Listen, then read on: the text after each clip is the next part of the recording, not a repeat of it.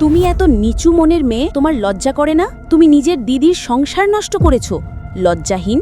তুমি কি ভুলে গেছো আমি আর মামা তোমাকে বড় করেছি আর তোমাকে বিদেশে পড়তে পাঠিয়েছি যাতে তোমার ভালো ভবিষ্যৎ হয়। তার জন্য আমি আমার যৌবন হারিয়েছি, আর এখন তুমি তোমার যৌবন দেখিয়ে আমার সংসার ভাঙতে চাইছো।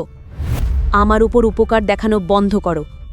আমি কি তোমাকে এসব করতে বলেছিলাম ত্যাগের মূর্তি হতে? আর আমার মা বাবা যা করেছে সেটা তাদের দায়িত্ব ছিল। আর যাই হোক, আমার মাথা ফেটে যাচ্ছে ব্যথায়। এই নাটক বন্ধ করো। নাটক? তোমার এই নাটক যথেষ্ট হয়েছে।